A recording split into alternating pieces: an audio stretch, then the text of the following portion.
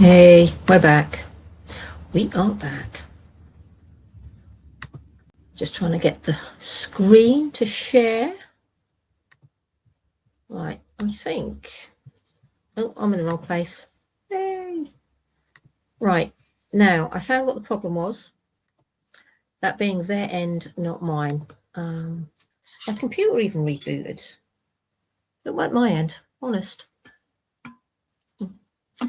But what I've done is there is so much of that is quiet.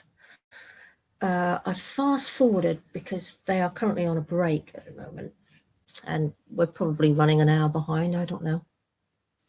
But I've got up to the bit where the sound changes, and that's the bit that we're going to go by because I'm struggling to hear it. Hopefully, the person that does their YouTube account, before they republish it, is it republish?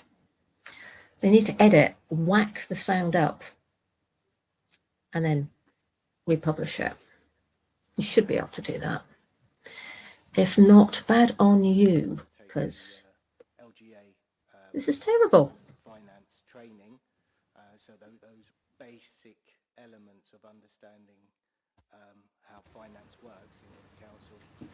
Don't need these now. Rather than explained in a committee, and it will. And Have sound. Being in a time warp today for myself to have the reiteration of the SEND deficits. So it was interesting, refreshing. I appreciate the finance officer for that, and I'll try and combine my questions to save time. But it's around effectively it's around sort of political will and also kind of financial prudence, I suppose. And so effectively, my question is really aimed at the finance officer, but of course the cabinet member may wish to respond as well. But we've noticed that there's a pause on net zero projects and a review of said projects at this precise moment, and we're aware that Adam Farley. These kind of projects actually help to bring down the long-term energy and maintenance liabilities of a council, and given the constrained budget environment we have, how does the council sort of justify pausing or cutting these projects when the data indicates they are effective tools for lowering our future operational overheads and safeguarding the budget against volatile energy markets? So I think the question really for the finance officer in that respect is how does the finance officer view the approach taken from the political wing of the council in terms of undermining the kind of financial astuteness of the council's long-term. I never did find the agenda. And I would couple that net zero pause and review alongside a highly costly, expensive legal judicial review, which has been implemented by this council when the ministers have done no legal misrepresentation of a process. It's a costly process, and again, that's another political decision that creates a financial liability. So was does the finance officer have a strategic view on these and corporate corporate decisions and these financial liabilities that it select undermines committee in setting his budget going forward? Harvey? Very simply, I'm required to be non-political at all times. So, and the reason for that is I need to advise all members of the council of whatever political colour. So, politics that I have to pass on. In terms of the, I think the councillors referred. In other words, don't shoot the messenger. Around that was passed at the last full council meeting. In accordance with that, we are going through and producing a response for the cabinet member around that, and we will deal with it in that manner. At this point in time, we've not been asked to stop anything. We've been asked to carry out a review, and that's what we're doing. Again, everything else is matters for is a political matter, and I'm not going to comment on that. Thank you. Okay, so the actual agenda, I've got here Yeah, well, TBC. I'll respond. I accept that the finance officer does want to comment on a political matter, but the point is that the actual question was the decisions that have taken. Do they or do they not undermine the financial? Does it not create more of a financial liability to the council, but taking legal action when there's no founded grounds for a dispute with the government? And ultimately, does he not also acknowledge that net zero projects help produce long-term savings, which help set a budget in the future? Harvey. I think if we deal with the net zero bit, as I said, the council has not been changed any of its approaches to net zero at this point in time. We've been asked to carry out a review, and that's what we're doing. So I don't think there has been any change there. With regard to LGR, clearly judicial review, there will be a cost there, but within Okay, so that is the size agenda. and scale of the overall budget, it can be accommodated at this point in time. And so I'm not concerned that from a financial point of view, but clearly we need to see how events unfold, and if I form a different view, then I will advise members accordingly. Thank you. Before we move on, members, does anyone else have any questions? This next one I'm posting Yes, Councillor is Catsman. Thank you, Chair. First of all, I'd just like to put on record that I think we should all pass our public respects and local to member the questions late and Annie Widdicombe and her answers. family. And on the subject of an historical figure, Look at that afterwards. I'd like to mention about the Norwich Castle Museum. To create an entrepreneurial spirit in how our council manages its assets, Tennis it's jacket given on, it's isn't it? difficult to fathom to how a project can run to more than double its original budget, adding 20 million to the cost of the castle improvements. Can officers provide the budgeted actual outturn spend for the Norwich Castle Museum and any other revenue generating assets for each of the last 3 financial years, including any variance and reasons for it? On that point also, I'm concerned how the contractor managed to get their figures so wrong, and who and why this was actually signed off as extra taxpayers' money for this important historical building. Councillor Thomas. Unless I'm mistaken, Chair, I don't actually think that question is very relevant to the budget setting process. Justin Thomas, let's find out who she is. In terms of the cost of the Castle Museum project, that was reported to Cabinet on the 29th of June, and that was estimated at that point in time. The cost to the end of March 26 is 34 million. The final cost is not yet completely known because we are still in the process of going through all the contractual issues. So, and what we did and what was in the report to Cabinet is that we will bring a further update back. Justin to, Thomas. members in Division due is course. ECHO. The reason for that is that she's some of reformed. those discussions that are ongoing are commercially sensitive and can't be said at the public, Right. in the public domain at this point in time. However, in order to be as transparent Makes as possible, sense now. we have highlighted what the costs are to the end of March 26, and as I said, that's in the public domain. In terms of the questions regarding other income streams, I think that's one I can't answer here and now.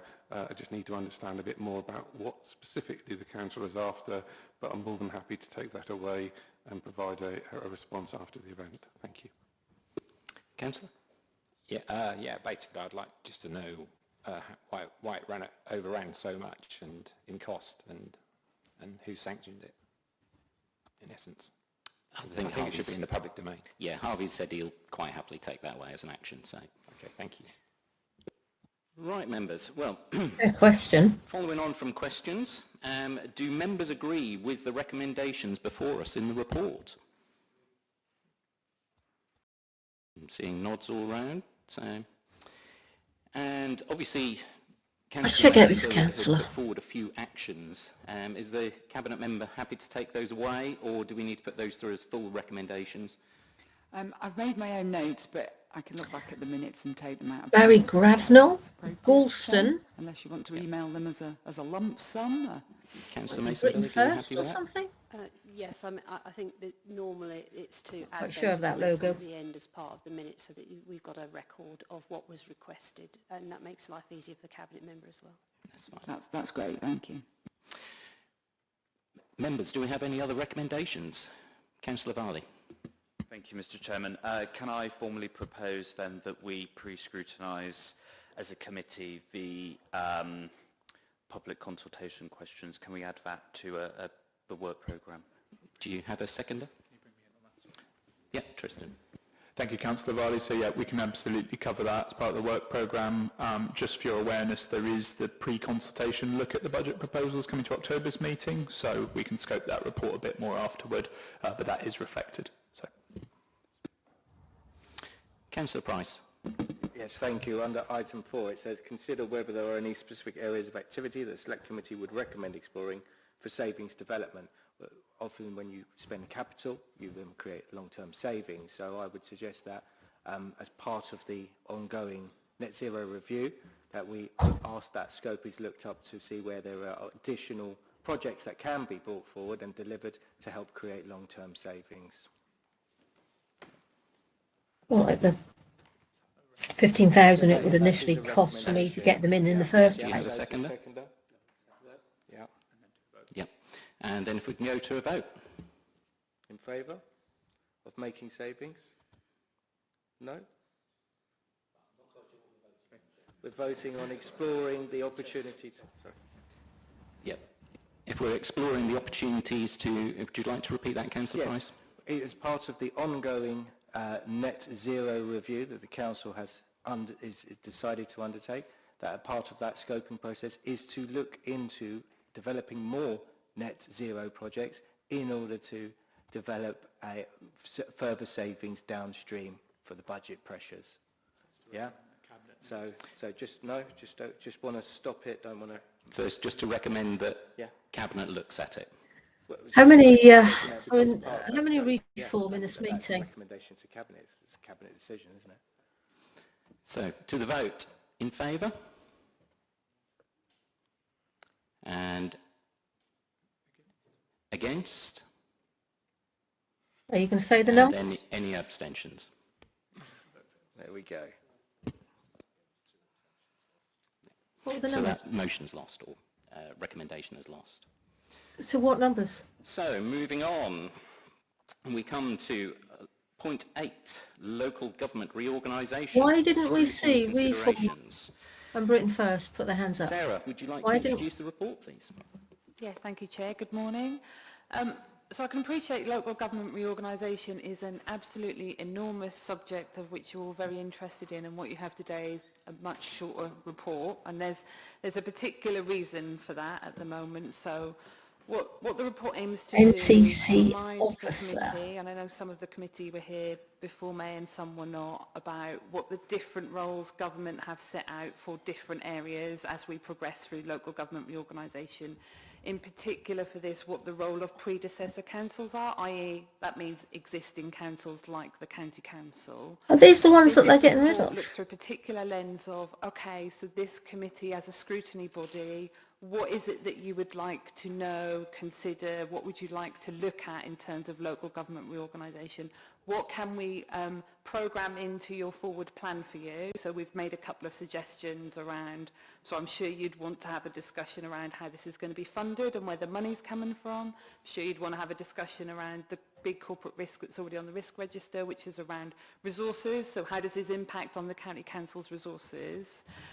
So this report is really here as a framer for the new membership of the committee around how do you want to look at things through your scrutiny lens at this committee.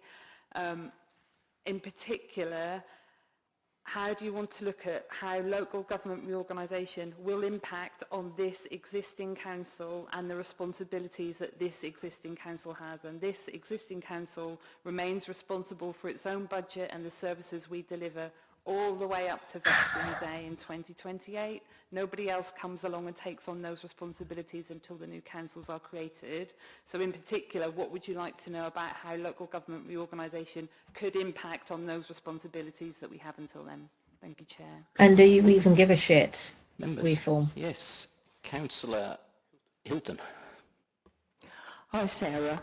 The report just restates the guidance that's already given in April. Can you tell the committee specifically what's changed operationally in LGR in the last 3 months? Yes, I can give you an update on that. Obviously, you'll see in the guidance there's a number of other things that are expectations that the County Council, working with all 7 district councils, would do. So that includes setting up a single implementation team, which we're calling an implementation board. That board has been set up and meets every fortnight. So that's under Meetings for place meetings for now. We've meetings. set up a number of work streams. So as you would expect, I think I've talked about here before, think about local government reorganisation like a massive project, of which there's, you know, a board that looks after it, and then a number of work streams that will change as things go along. I think there's around 11 work streams. I'm more than happy to provide the committee with the governance diagram that sets those out. Each work stream has a county lead and a district lead. Work who are going to stream. progress the work on the work streams.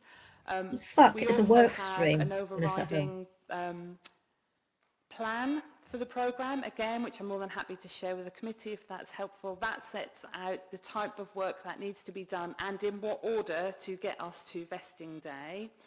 At the moment, we're in what we call a discovery phase, so we'll be in that phase Really? until about September, Is that what you call it? October, which is the county and district colleagues all being very clear about what do we have now, what's the statutory basis, what's the legislation, what do our volumes say, how many people, how much money, what contracts. You know, there's a huge amount of work to do to make sure that's all in one place in a way that will be helpful Right, it's just- moving forward. Have a look at the agenda But while also she's... in a way that both county and district colleagues Naren. understand it.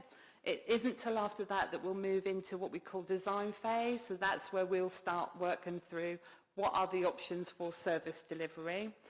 So at the moment we're in that discovery phase, as I say, there's a plan, there's a number of work streams that are doing that work. I think Discovery There's plan. more that's happened, but they're the big key things for you. Discovery plan. Councillor, would you like to follow up? Yeah, can you just keep us updated on that after each meeting? Thank you. Councillor Roper. Thank you, Chair. I think to answer partly the question about future scrutiny, you take the roles of the predecessor councils, as it says in paragraph 17, A to D. We are interested in what our county council is doing on all of those items, and that's what we would require, I think, regular updates on. I'm disappointed with the scope of this report. It's not what it says on the forward work. Culture Sean It is a Spixworth. update, and it's very clear in the minutes from the He's last Lib Dem. meeting that an Dan update Roper. will be provided. Because it's my feeling that scrutiny starts today. It doesn't start in 2 months' time. And it's almost as if the last 2 months have not happened in terms of what we've got in this report. And what has happened, and I'll put a few questions in here. So a return was required by government by the 29th of May. What was the input of Norfolk County Council into that return? There's been a pre-action letter. Can we have a bit more explanation about that? A JR has been launched. We don't know the basis of that or what the administration is looking to achieve. Presumably that JR has a budget attached to it. Are we spending £500,000 like Suffolk, £250,000 like South Norfolk, or another amount? And where is that money coming from? The Deputy Leader wrote to the Secretary of State in early June, which prompted headlines that staff are downing tools. Would like a bit of commentary on that, following up on Councillor Hilton's question. Is this accurate? What activity is not happening now, which was planned to happen beforehand? A decision has been taken not to participate in the voluntary joint committees. We don't know what the rationale is for that. The leader, incidentally, has also reduced the Norfolk County Council representation on those committees, and the letter has gone off suggesting that the structural change order reduces us from 4 to 2 members on each. That hasn't been shared with members. I know that from another place. The SRO has resigned. We don't Ben know behind what him. is happening next. And finally, the Deputy Leader has written a letter asking for mayor elections to be brought forwards. Now, none of that is in this report, and that's the sort of stuff that members of this committee who are committed to scrutiny are really interested in. So if we could have some answers to those 9 or 10 questions, I would be very grateful. Thank you Councillor Hunter-Clark. Thank you very much, Chairman. A lot of questions there, as you appreciate. But this is, of course, why this agenda is on the item. Item is on the agenda, rather, so that these can be added to your work. Just noticed. and so that these questions can Look be out for answered some in of the detail lanyards. in a proper evidence session. That's not something that we're going to go through today, clearly. But I just want to be clear on a couple of points, I think, and I want to give you an answer to some of your questions, if you'll allow me to speak. I've been very clear that we will do all we have to do that's legally required to prepare for local government reorganisation. But the member will be aware that we are JRing this, we are going to judicial review, and you don't go into litigation unless you're prepared to win it.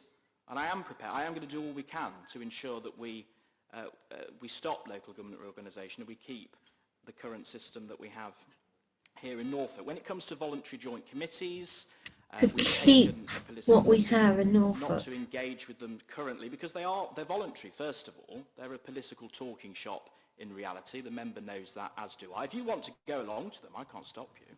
They're voluntary. There's no constitutional basis for them until an SRO is laid. And when the SCO is laid, when the structural changes order is laid, then of course we will engage with them fully as we're required to do so by law. But let's wait for that to happen. All we have at the moment is a minded-to decision by government. And Councillor Mason-Billig made a very good point earlier, that we're in the process of having a new Prime Minister and a new Secretary of State for local government. All could change again, couldn't it? So let's see what happens. But I just want to be clear, this agenda item is not an evidence session. I'm very happy to do that with officials in due course. Let's lay the questions properly. Let's go through it. I'm very happy to do that. I'm very happy to answer all the questions then that you want the answers to. But Is he confident or just cocky? Somewhat here. Because as the Hunter Clark, let's just find out who he is. You're being asked to consider what LGR scrutiny items you wish to include on your forward work programme. Durham South reform. That we have the officials here to answer all your questions Durham. in detail, because I wouldn't want to give you the wrong answer, would I, Councillor Roper? And I want to give you the best possible quality answer that I can from the administration. Definitely having some in-house digs, aren't we? It's been quite a lot. That's So kind of what made me that's think, oh, answered it somewhat, but I'm happy for you to come I back. really need to sit down and watch this one. Councillor Roper, any follow-up? I think when you look at the last minutes, the item that it details on the work programme is to provide an update, and we have not had an update, and you have not come prepared to give us an update. And as someone who has lived and breathed this committee for quite some time, as a member of this committee, I find that disrespectful and insulting to this committee, that such a short report that is skirting around the many issues which are happening has been put before us. Now, we operate an executive and a scrutiny model. We do not operate a council which runs through social media posts and press releases. If decisions are made, they need to be properly brought to the select committee so that members can ask questions about them. Not put on your Facebook and then wait to see how many likes you get, councillor. That is not the way you run a council. Is that what he's been doing? I think I've made the position clear that we will, of course, Robin answer Hunter all the Clark. questions that you've got in due course. Presumably you had this agenda in good time. If you felt there was an issue, why did you not write to me or the chairman of your committee? As an experienced member of this authority, perhaps you should have done that, councillor. But anyway, we will have in due course an evidence session so that you can put all the questions you wish to have answers to, and I can assure you, you will get the answers that you rightly deserve to have. Councillor Price. Well, so that was interesting. I've never had a cabinet member refuse to answer the questions because they weren't prepared. It's your responsibility. I mean, whether or not you feel you have Norfolk to police officers banned from taking part in Norwich Pride Never had a Parade. cabinet member not actually directly answer the questions when they've been posed to them. Well, get on Facebook. I do. Because you should have a conviction of your decisions, and that's the reality. And maybe there isn't a conviction there. But my question's not really designed for the cabinet member, because I doubt the cabinet member would actually have the overall understanding of these particular nuanced points. I would agree with what Councillor Roper said. You know, this is a kind of a wasted paper in the respect it wasn't what we agreed, and we were supposed to have an update, and a lot has happened. And you know, and I don't know if that's Robin Hunter why Clark. that's happened, and it would be interesting if officers could answer that. But I suppose, you know, okay, so you know, demand. You know, I would like to say that, you know, what we've got is, you know, the business as usual services, okay, and you know, if the council fails Councillor to engage Robin in a Clark. formal joint committee, Is that what your you know, Facebook is? You know, what sort of impacts does this have on our ability to kind of continue as sort of business as usual? So the reality is, I believe, you know, and maybe officers can correct me if I'm wrong, but there is terms of reference, you know, and I think Councillor Roper was, you know, referring to the fact that there is a change in the membership. This council has actually actively reduced its membership. They've always been on the by BBC, 104 as Robin. to 2. That's what I Under Clark. understand it to believe after the first joint committees have convened now. So I don't understand why we wouldn't do that. And we have got recommendations going from this committee to full council about the makeup of joint committee. So it'd be interesting to see the vote on that. But yeah, but just for, you know, not anyone could just go along. That's not reality. But so the question to the officer is, you know, without this engagement from the leadership of this council going along to these joint committees, how does this kind of impact and undermine our sort of business as usual and our processing and our input to the shaping of the new unitary committees, councils that are coming forward? So that's a question to Sarah. Thank you, Chair. So I think, as the Deputy Leader says, once a structural change order is laid and formal joint committees are set up that this council intends to engage, in the meantime, in this voluntary period, I think your question was, how does it impact on business as usual services first? It doesn't. The voluntary joint committees have no power, decision-making power or role in relation to business as usual service delivery. That remains with individual councils, so that makes absolutely no difference whatsoever. As you'll see in the guidance that's appended to the paper, the role of joint committees that is intended to be set out in the structural changes order is actually not a huge role. There are a number of things that need to be done, but it's also very clear that those committees are not responsible for service design. That's the role of the unitary, the shadow councils when they come through. So actually, the role is relatively minimal. You've not lost your opportunity to influence if that's what you would wish to do. Therefore, the role is things like, is all around preparation for shadow authority, and it's things like prepare a code of conduct ready to recommend to the shadow authority, those things that need to be in place so the shadow authority can go off to day one. The decision maker on the all-important service delivery models, what policies will be, you know, what staffing structures will be, all fall to the shadow councils. There is no one who can make those decisions in advance. No, absolutely, I understand that, and we were expecting the structural change order to already been laid, and those first meetings to have already happened in a more formal pattern.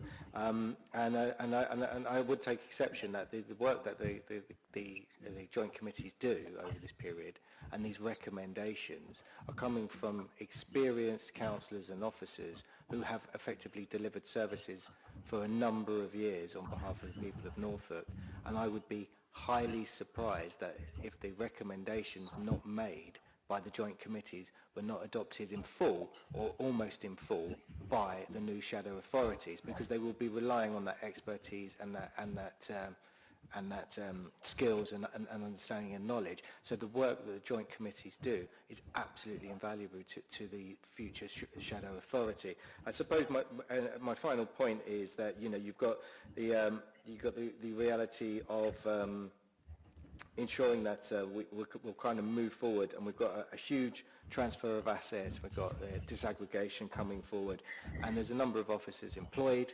from all councils, county and district, and there is talk of, and there's also employing additional people, but what is the impact, okay, on having staff stretched across these two processes of trying to do their day job of delivering services in their role, in their remit, and also supporting the work of the joint committees in order to shape policy for the shadow authorities that are to come, so and the risk and liabilities that kind of causes to the day-to-day business. Thank you.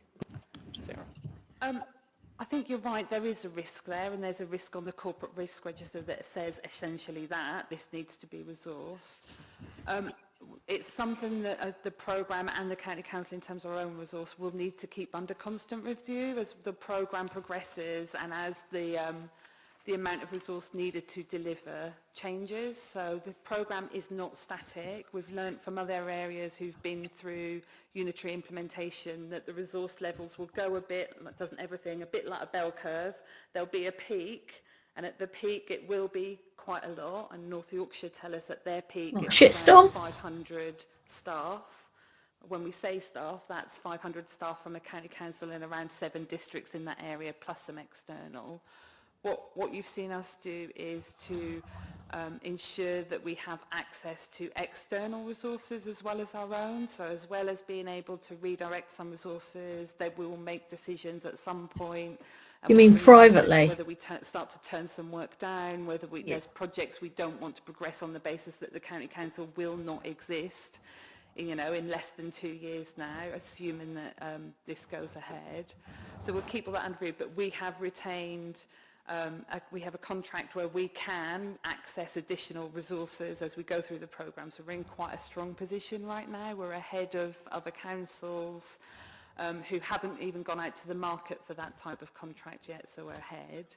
On a slightly different subject, and I apologise to Councillor Price because I didn't answer this when he mentioned it a moment ago, was around membership of the voluntary joint committees. In the decision letter, or it may have been the letter that came the next day from civil servants, government have been very clear that the minister has already made the decision about the membership of formal joint committees, that the membership of those would be split 50% between the county council places and district council. Their language was very clear. That was a decision that they had already taken. They were not seeking for us to comment any further. A 50-50 split I'm aware of that some of the Norfolk district councillors leaders have and written district to the councillors. government to request that provision in the structural changes order, which is what the decision was, this is what will be in the structural changes order, is changed to a different type of membership. That's not a letter that the county council saw before it was sent. It's not the one that we were signed. It was not one that was shared with us at the time. Our position remains the same. We're very satisfied with the minister's decision as set out in March, that places on formal joint committees would be 50-50, and that view remains unchanged for us. Councillor Price, any follow-up? No. I appreciate the answers from the officer. Thank you. Councillor Mason-Billick. Yes, thank you, Chairman. And I know poor Sarah has worked on this for so long, and this puts her in quite a difficult position because we fought very hard in order to get representation on these joint committees. feel like... And we were pleased when the North Sorry, County Kate. Council I got feel half the like places. she's a bit So of it seems a... to me a bit ostrich-like to stick our head in the sand Oh, and what not they're take called. part in the voluntary part of this joint committee, because we know a lot of work will go on beforehand. And we will be playing catch-up. If we get a statutory Spin changes doctor. order, once it's in place, and that might not be in place till next year, we are going to be playing catch-up, and it's going to be too late. We need to have a seat at the table now so that we can put across our point of view. Remember, 85% of the services that are going to be merged into a unitary, if we get them, come from this council, only 15% from districts, and we are allowing them to set the pace, set the agenda, and make suggestions about how this is going to be taken forward. And it's incredibly short-sighted not to be in there and on top of this. So I'm really, really disappointed that the new administration has withdrawn from the process. And I don't like local government reorganisation either, and I would much rather it doesn't happen. And the motion we put to the last full council said that. So I totally understand where they're coming from. But the letter that went to the Secretary of State flew in the face of the decision made at the full council, which was not to write to the Secretary of State. And then a complete U-turn was done afterwards. And I appreciate it was done by the deputy leader, not by the leader. However, I think that's semantics. and it seemed a very unprincipled thing to do, and I think it flies in the face of the Constitution as well, although the monitoring officer and I have had a bit of a ding-dong over that one, which has not finished, I'm afraid. I'll be back at you at that one. I'm really unhappy about that, and to even reduce the numbers of Norfolk County Council members on that committee going forward, if that is true, weakens our position so much. I mean, to have 50-50 is probably, I would say... And that would all be pretty much reform going through. If they change this... but 50-50 is better than having the districts actually in the driving seat. We've got reform government. They do not understand social care or the big services that this council delivers. You just don't get it, because until you're actually here in the thick of it, which you now are... Don't ask me to explain that. That's just where my brain has just gone to with the deliver services across a Norfolk County wide understanding of it. Splitting those up is going to be one of the hardest things and the most costly things that this county does if we have to go down that track, and I sincerely hope we don't. I'd like to ask, the loss of Tom McCabe in the process, who was an incredibly experienced chief executive who had been through local government reorganisation in a previous life, and who was going to be the senior officer overseeing this process. How much has that damaged this, and how much are we playing catch up?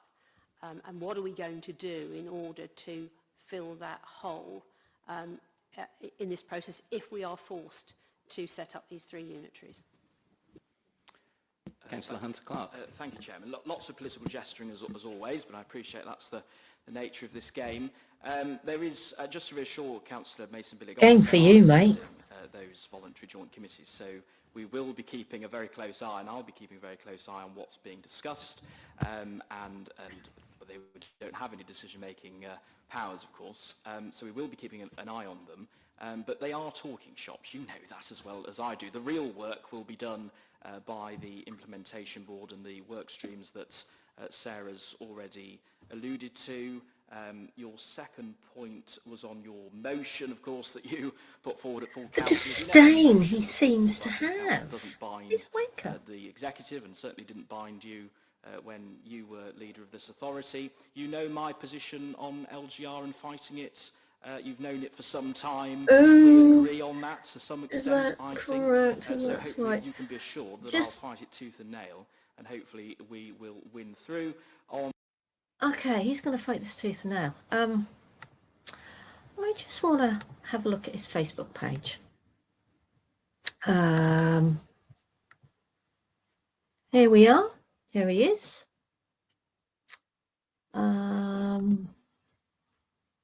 Look at that, look. He's sitting around a table. Who's he sitting with, I wonder? Let's have a look. Let's have a look. Okay, that chap there. Can you see my arrow? Right, so we have him in blue, Councillor Robin Hunter-Clark. The chap, he's the leader, Beck. I try to forget these things. This chap here, seen him in a meeting. 1, 2, 3, 4, 5, 6, 7, 8, 9, 10. There's 10 of them. Which I think he's obviously in this cabinet with the Norfolk County Council. 1.3 thousand followers. God, I've got more than you. That's saying a lot. Deputy Leader of Norfolk County Council and members for Dereham South. Leader of Reform UK Group. Breckland District Council and member for Hermitage Ward. Promoted by RHC of Millbank Tower. What's RHC? Don't know. So yeah, he's been on a few BBC political chat things, obviously. Let me just check that you're following me. Are you following me? Yes, you are. That's good. Oh, there he is.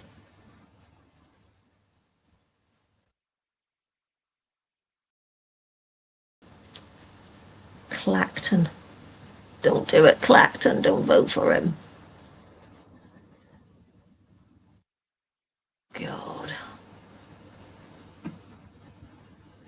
Sign our book of condolence in loving memory of Anne Whitcomb. There's something going on there. The bits that I've read about her death is awful. Oh,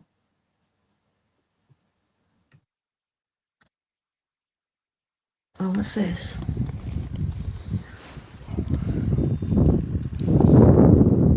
I pray you're responsible. Anne's death is brought to justice. Oh, look, Nigel Farage. Good afternoon, ladies and gentlemen. We're here on Haytor, up high on an absolutely magnificent, beautiful day. Anne's house.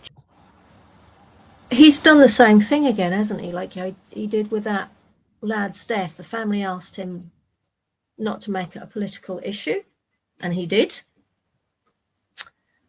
Just down the road from us, a place where I was a welcome visitor more than once. Look at and she all that. Really loved this place. She loved the moor in all its moods. She loved its wildlife. Oh. She enjoyed the panoramic views from a bungalow right across, looking out Where the over date English centre's Channel. going to go. And while she was part of the community here and very well known, she also had that solitude and peace in her home, in her garden, that meant so very, very much to her. She really did love this place, and it seems extraordinary on a beautiful day like this to think of the not only untimely but violent, barbaric manner of her death. She was a remarkable individual, redoubtable, I think the word was invented for her. Opponents knew exactly what to expect from her, and at times, I have to say, colleagues did feel the wrath of her tongue. She was the fiercest proponent of free speech I think I've ever met. She believed that we had the freedom and the right to say things that insulted each other. Her career in politics, of course, spanned decades. As a minister, I just can't bear listening to him ruining that Toftwood. Oh, God. There he is, look. With Gokshire, our district council candidate in the Brecon by-election, and we're out with Tom, Cabinet Member for Highways at Norfolk County Council. One of the things we're hearing on the doorstep, and something I've been campaigning on now for the last few months, is to get a new medical centre for the south of Durham, because the two surgeries in town just can't cope with the numbers. You're hearing the same today, Tom and Gokshire, yeah? Yeah, I am. Yeah, it's been really interesting. I've had a number of days out with Gokshire here in Toftwood, and everyone is saying the same thing. We need a new medical centre. So what we need to do is get Gokshire. That's being said across the board. Oh, look, he's reposted himself as well. For what the EDP and the BBC reports. Despite recent media reports, new decisions have been made and new guidance has been issued to staff regarding displays in Norfolk County Council libraries and museums. Council services are expected to remain politically neutral.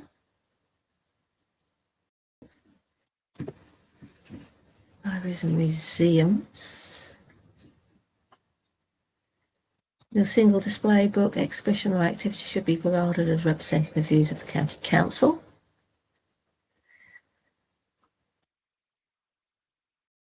Conclusions.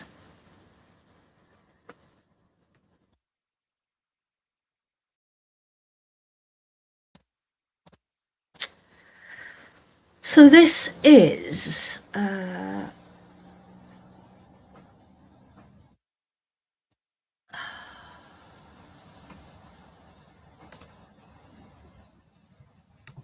every corner we turn, we just keep finding more and more ways. Does the new administration report that previous Conservative administration wasted public money on a breakfast costing £6,300.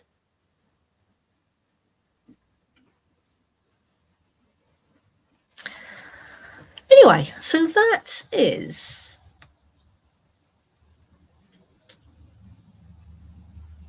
oh look, and he had a picture with her. Oh God, she's got a reef form round her neck, look. Oh, Anne. Anyway,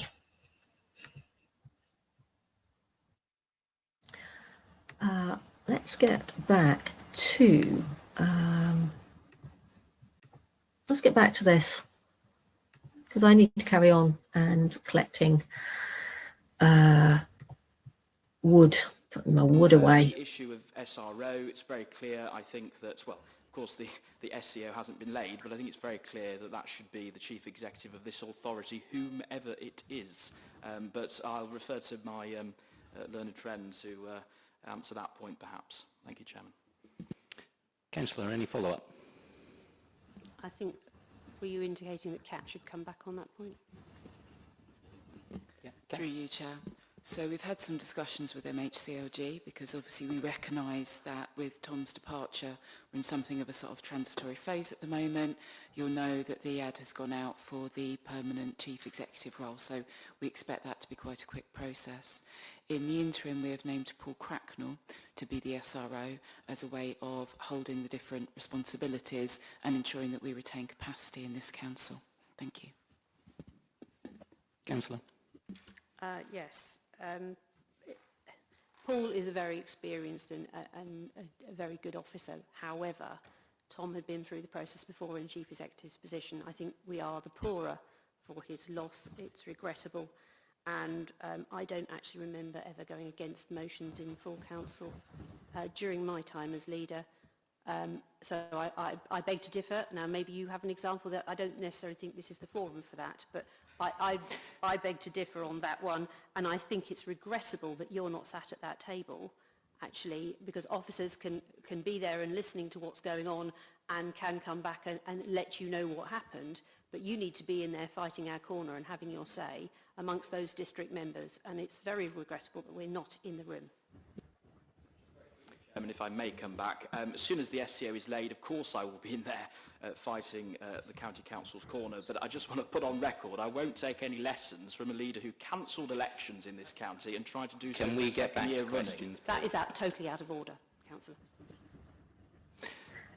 Councillor Davis. What a twat. It was a point in terms of referring to the report in paragraph 22 and then 23 in terms of the relationship between the implementation team and the joint committees.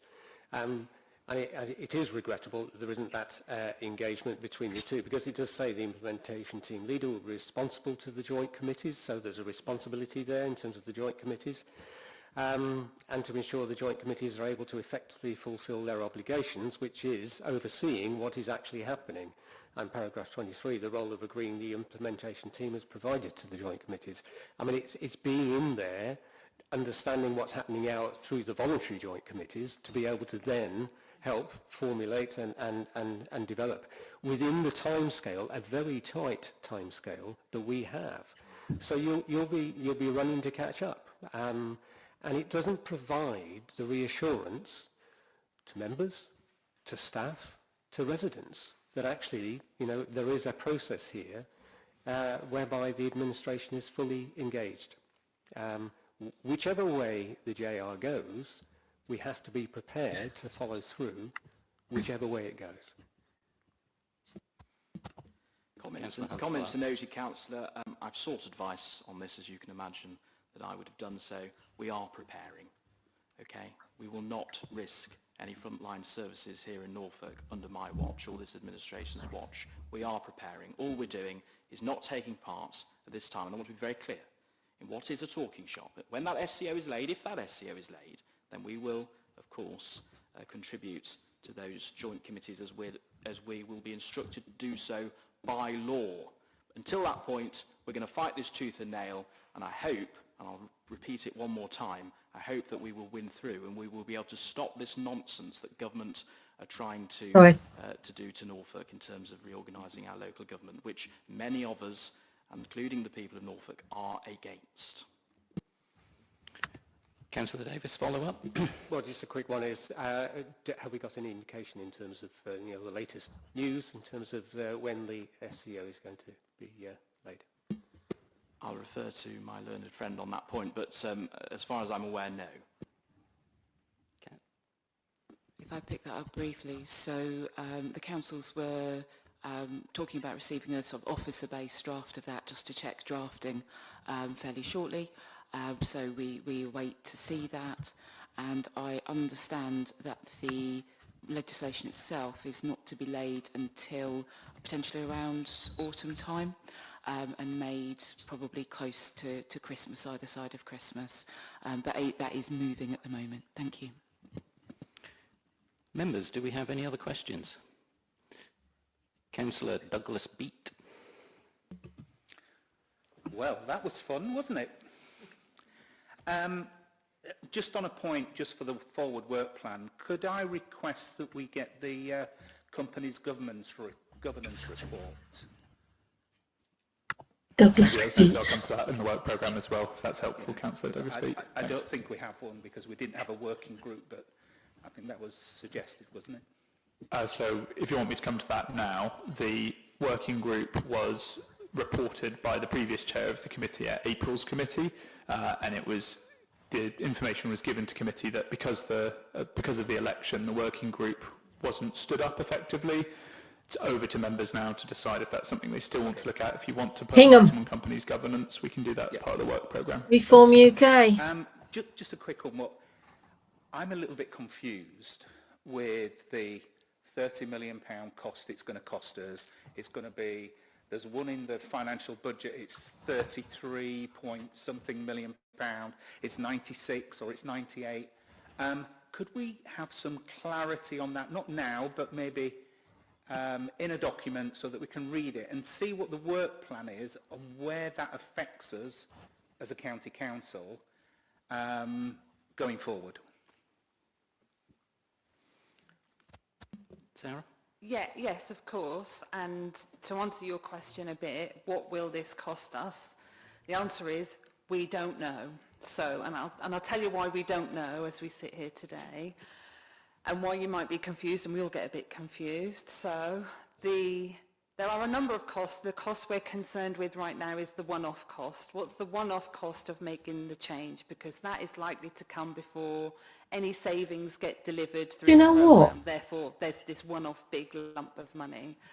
The business case that the Secretary of State has made the minded to decision. If we took a look at Norfolk, how much money goes out in tax? How much leaves this county with tax to how much we're getting back? Because we've got no idea, do we?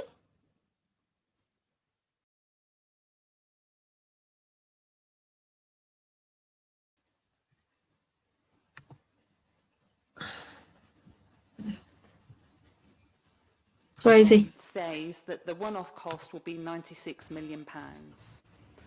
The County Council's assessment of that proposal, which we submitted in our business case, so we had view. We thought the one-off cost would be less than that proposal. What the proposal doesn't do, though, is give us the detailed financial case behind that, the assumptions, and it also doesn't set out how to deliver between ourselves, hundreds of them. Therefore, we don't have the future service delivery models. We will have those until shadow councils make decisions. So, for example, as well as disaggregation of the county council into 3 areas, there is the aggregation of the district councils back up, and there are big decisions to be made. I think it might be Councillor Roper earlier who talked about second homes council tax and the fact that all districts have different approaches to that. And yes, of course they do. So 3 new authorities will need to decide what their approaches are. That's why we're finding it very difficult to calculate calculate what a cost is right now. We don't know the cost because there are a number of decisions that need to be made over the next 12 plus months, all of which will have financial implications, and that's before we even get onto staff and structures, what posts may need to be duplicated, what we'll do with systems. Therefore, as a rule of thumb, we're working on, okay, the one-off cost of this is going to be £96 million. The work we do over the next 12 to 18 months could increase that. I doubt that, because none of us want that figure to increase. More likely is that we'll take decisions that reduce that figure, and so that we can get to vesting day with a set of safe and legal services. Now, there may be transformation to do after that, which will have a cost, but that's very different. That's for the new authorities. So within all that, I can understand why it's quite confusing, and we get a bit confused, but happy to give you a more detailed answer afterwards if that helps. Councillor, any follow-up? Yeah, it's just really because you hear all these numbers bounding around, but what I'm concerned about over the next 2 years, if we do lose the jail, what do we have to find? Because it wasn't very clear in the financial projections as to... So this is reform, questioning reform. It's a risk number, but it's actually, what do we have to find? And if it is a big number, like if you split the £98 million three ways, and then, you know, it's 32 point something million pound, who pays for it? Where's it coming from? Sorry, Councillor. Yeah, I mean, the reality is that we will have to pay for that. The people of Norfolk, the taxpayers of Norfolk, will have to pay for that, which is why... What's Norfolk? You know, we as a administration, which of course you're part of... Look at them smiling like... tooth and nail. It's a most Norfolk will unsatisfactory pay position for that it. the government are putting us in. All I would say is... They're trying to make us in every broke. other instance of LGR across the country, the costs always exceed the estimate. No, we'll be they mindful don't. of that, of course, when we're preparing budgets and so on, and obviously we'll talk to colleagues on that. So really, at the end of all this, whoever's unhappy about a judicial review, it's small change compared to what we're setting ourselves up for. Councillor Latache. Latache, so apologies. Sorry, never mind. It's something I have to live with. Yes. Now, the director has made reference in some of her explanations as to seeking help or taking help of outside resources. Just want to look back and look forward. Before commissioning the Malcolm external Latar. consultancy for LGR, I pronounced that right. what assessment Year was Valley. made of the internal Reform. capacity of this organisation and the capability of the people involved at senior level? And was there documented evidence of the gap that existed that led to an outside body being employed? Sarah? So we didn't do a formal assessment. What we did was talk to some other authorities that had been through the change to unitary councils, as I mentioned before, North Yorkshire, Somerset. So there are other areas that we've been talking to. At the time that we started the procurement for the external consultant was before we'd had the decision from government. So there were still 3 options on the table at that point, a 1, a 2 or a 3, all of which would carry different requirements, all which would have very different resource requirements, particularly for the county council, because there was an option there where disaggregation would not be needed, and therefore that's a significant amount of resource for us that we need to input into the programme. So we didn't do a formal assessment. I can give you numbers, but they were the things that we were discussing and considering at the time. One of the things that we know we don't have, our staff... This that had been NCC through this officer, she's change, definitely so reform, isn't I she? don't think... I've never been through this change. I don't think any other directors have worked at a council when at the point where they've been through the actual implementation into a unitary council, because it's a relatively small period of time.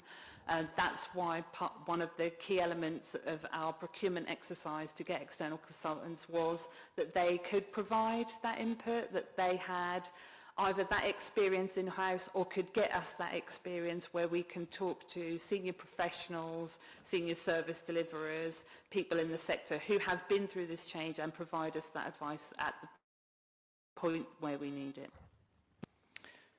Any follow-up? Yeah, is it standard practice not to document and any procurement that you would have done? The procurement is fully documented. It was carried out in accordance with the law, and actually it was done in partnership with our district colleagues, so the County Council and all 7 districts were involved in that procurement exercise. There were a number of criteria that will have been assessed. In financials, as you would expect, timescales, the skills and experience and CVs of the the content put forward. So yes, all of that procurement exercise before a decision was made on that contract is completely documented, and there is a lot. Thank you. Councillor Roper. Thank you. 3 little bits from me. First one is a bit about multitasking, really, because the JR, I mean, I appreciate the Deputy Leader is putting a lot of hope into the JR. How much Norfolk County Council prepares or doesn't for LGR, or participates or doesn't in those joint committees, will have no impact at all on whether the JR succeeds or not. The JR will be decided on points of law. So actually you can do 2 things at once in terms of the preparation and the participation work, as well as backing your JR. And I don't quite see what the rationale is from the withdrawal from the joint committees. I don't see how that really benefits this organisation or our residents, given that it would just mean a much shorter period of time to participate once the structural change order is put into place. My second point, just on the structural change order, because I understand one county council has received their draft this week and they're in the same tranche as us, and I was wondering if Kat could perhaps outline what the process will then take as far as when we do receive that draft. What will we do as far as an authority, what decisions will be made, how will we feed back as an authority, and what that decision chain is on that. And just finally, just on the general point, I would propose that this remains as a standing item on our forward work plan on the same terms as before, which leaves it necessarily broad, because things can change suddenly and quickly with LGR, and I think we need to be as flexible as possible. Just on that point, obviously we will be going into the session after this to actually discuss our work programme going forward, so we can take that up at that point. So, Kat, did you want to respond? If I touch on the SCO piece, so what government have currently indicated is that they will send us a document for fact-checking, and fact-checking only, and that they are not looking for that to be sort of shared or decisions made more widely. They're just looking for an officer fact-check. Then I've got an understanding from government that then they will lay the document in autumn time and make, as I say, around Christmas. The bits in the middle as to, how do we put that out there and how do we make that clear with members are less clear at the moment. And so that's, I'm afraid to say, sort of developing in conversations at the current time. But of course, when this comes back, we'll be able to update you. Thank you. Any follow-up, Councillor? Yep. I'd appreciate the Deputy Leader's thoughts on what we possibly gain to not participating. I refer him to the answer that I gave previously, but if he wishes me to repeat it, it's a point of principle that we don't engage at the moment in those voluntary joint committees. They have no power. They are a talking shop of politicians. Now, I understand politicians like sometimes some politicians like the sound of their own voice. If you wish to go along, as I've said, if you wish to write to these voluntary working groups and you want to go along and put in your 2 pennies with them, I'm very happy for you to do that. But when it becomes a mandatory committee set out by law, then of course I will be attending those meetings and representing the County Council's position. Will you now? It will really matter. And I assure the Deputy Leader that as a District Cabinet member, I am a member of one of the voluntary joint committees and already attended the East meeting in Great Yarmouth only a couple of weeks ago, was a very good meeting. The absence of the county council at a member level was very much felt. Just very quickly, I look forward to reading those minutes, and I'm sure it was a thrilling meeting. He's such a Any more questions? asshole, isn't he? Very well, we shall now move on then. So, following the questions, do members I have agree no with the idea where we are on recommendations the set agenda out at before all. us in the report?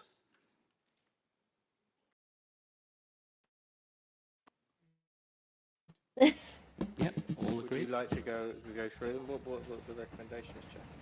The recommendation is that the Select Committee is asked to consider what LGR scrutiny items to include on the Forward Work Programme to align to the Government's guidance about the role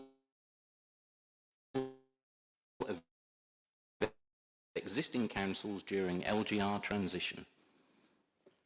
Councillor Roper. Chair, my proposal on that very issue was that it remains as a standing item on every agenda. Our choice. That's a good one. Good one. I like that one. Nice little punch there. Any further recommendations?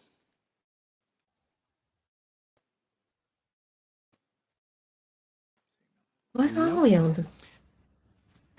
Well, as we are now coming up to nearly 2 hours, I propose adjourning the meeting for 10 minutes so we can all have a... I have found the agenda, by the way.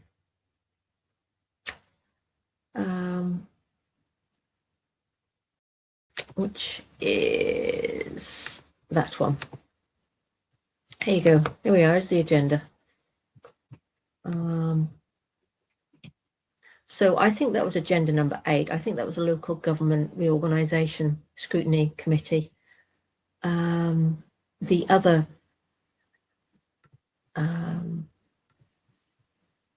bits were all near enough on the quiet side.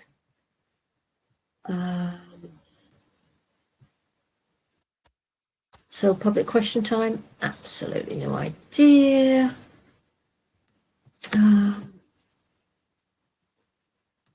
I did see a police officer or someone in uniform.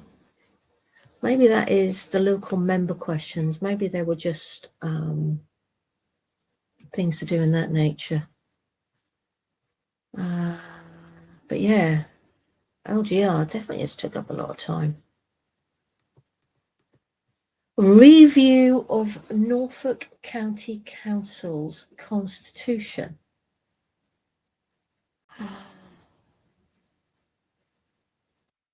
Review of compliance and enforcement policy.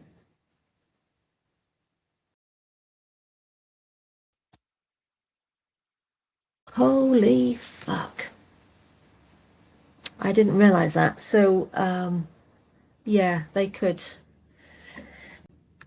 excuse me, they could change quite a lot, couldn't they? Let's just fast forward. Are they still, yeah, they're still in meeting. Right, let's go back to here. And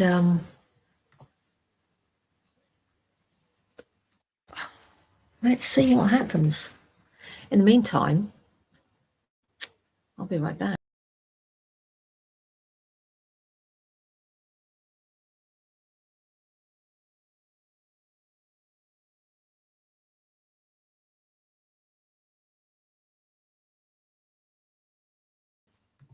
And before I do go, looks like they are now arriving. I did fast forward. Right, back in a minute.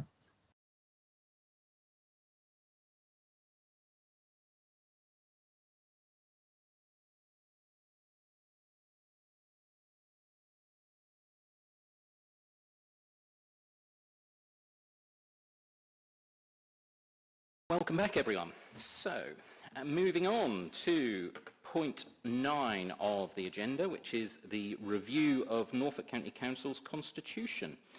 So, Kat, would you like to introduce the report, please? Of course. So hopefully it is a fairly short report about what is a very lengthy subject in terms of the Constitution. So it's the duty of this committee to consider the Constitution. That is no simple task given the number of pages we have in said Constitution, and to sit here and do a full review of the Constitution may be a lot for any of us. So the suggestion here is to form a working group, a politically proportionate working group who'd be able to consider elements within the Constitution, and the terms of reference are attached. That's probably it from me, Chair, unless I can assist further. Thank you. Members, do we have any questions? Councillor Price. Yeah, just a brief one. I appreciate this being brought. I think it's important that this council's constitution is robust as it ends its existence, because that a good and strong constitution will help inform the process of new unitary councils, because I'm sure they will look at the existing constitutions of the districts and the county and help develop their own constitution. What I would say is that looking at the terms of reference, I have no issues with it, but you know, councillors are under a great deal of roles and pressures, and I think it would be wise that we include a line there that says that you can have a substitute from your same political group attend in your stead if you're away on holiday or incapacitated or whatever. So I do note that other councillors can attend in a non-speaking role at the discretion of the chair of the working group, but I think we should be able to sub in other members as well, because we all work as teams, don't we? So We do. I think, to be fair, that's going to be something that's going to come out from the working group side of it, ultimately. Just from my view of it, shall we say, in that sense. So did you have any questions for Kat at all? Well no, it's a proposal to that we include that in the terms of reference. That's so fine. That's what that would be. That's fine. Is that agreed by committee? Yeah. So is that consensus agreement? Yeah. Is that agreed? Yeah, so we can sub someone else in from the committee, because it's a named individual, isn't it? Yeah. Thank you. Councillor Mason-Billig. Yes, it's a request really, and I understand that this is a politically proportionate committee. However, there isn't an awful lot of difference between the Great Yarmouth First Group and my own, and it would have been nice to have had a Conservative member, as it is a working group. It's not a decision-making group. It would have been nice for the Conservatives to have been included in this, and so it's a request to the Select Committee here to see if that would be allowable, if they would allow us to have representation on it as part of the working group, please. And secondly, can I just have some reassurance that until we have a new constitution, that we are going to carry on following the one that we currently have and enforcing it?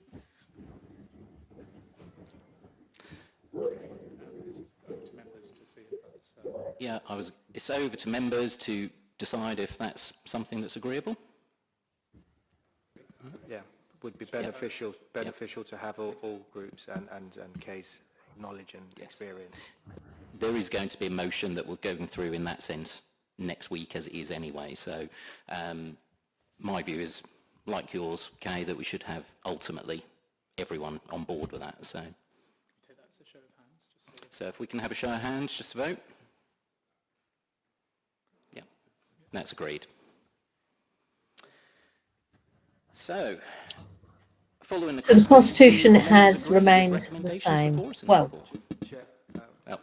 yeah. been agreed, so everyone's happy with it. Yeah, go for it. Councillor Douglas Peat. Kat, is it possible, since I did try and get through the Constitution...